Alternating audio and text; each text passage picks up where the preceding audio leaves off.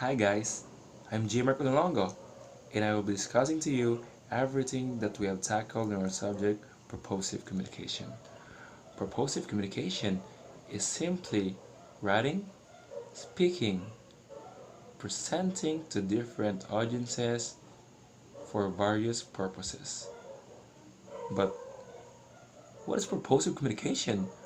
Purposive communication is the development of students' communicative competence and enhances their cultural and intercultural awareness through multimodal tasks that provides opportunities for communicating effectively and appropriately to a multicultural audience in a local or global context.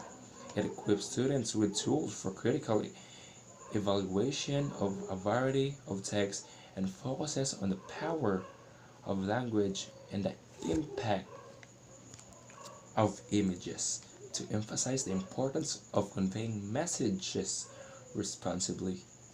The knowledge, skills, and insights that students gain from this course may be used in their academic endeavors, their chosen disciplines, and their future careers as they compose and produce relevant oral, written, audiovisual, and web-based output for various purposes. Now, let me discuss to you the communication process. The communication process is obviously a process of communication which includes the sender, the message, and a receiver. The sender is the one who encodes or conveys the message that will be decoded by the receiver. But take note, the process itself will not remain just simply as that. It may become a cycle if the receiver will give its feedback to the sender. The receiver may become the sender, and the sender may become a receiver, and there will be an exchange of position. Behind everything, there is what we call channel. Channel is the way or instrument used in communicating. It may be verbal or non-verbal.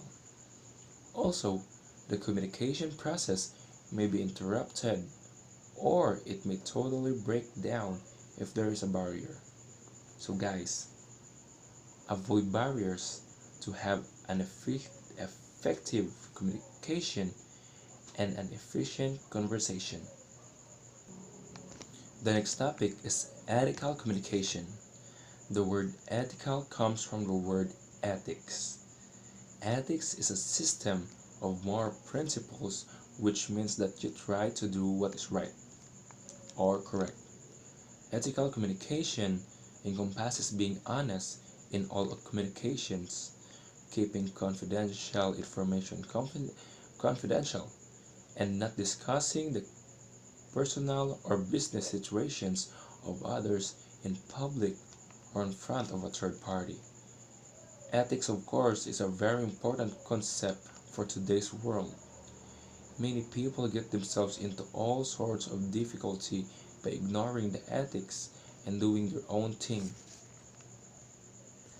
Ethical communication, to my mind, ensures that you communicate all the essential information honestly and openly.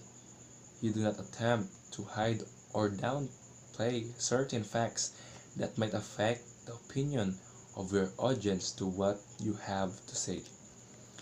The next topic is moral standards. Moral standards refers to the norms which we have about the types of actions which we believe to be morally accepted and morally unaccepted. Specifically, moral standards deal with matters which can either seriously harm or seriously benefit human beings. According to Velasquez, there are four moral standards.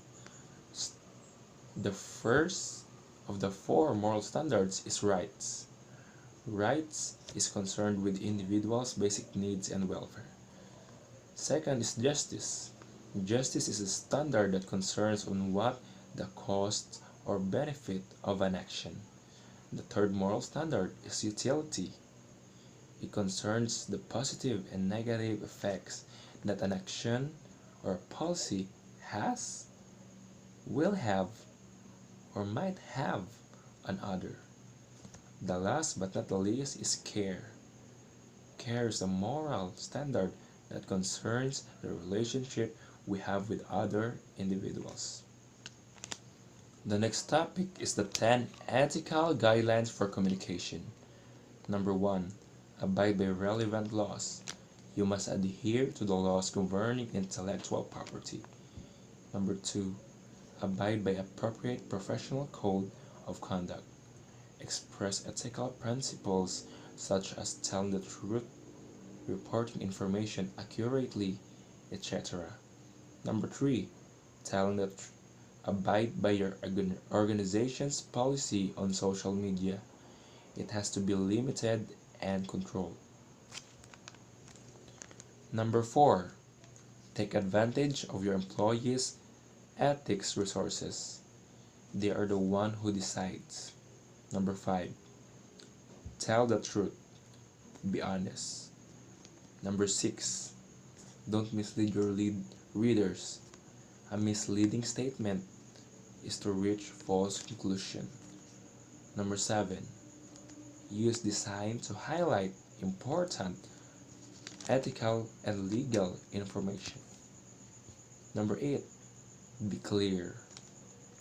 Number 9. Avoid discriminatory language. And number 10. Acknowledge assistance from others.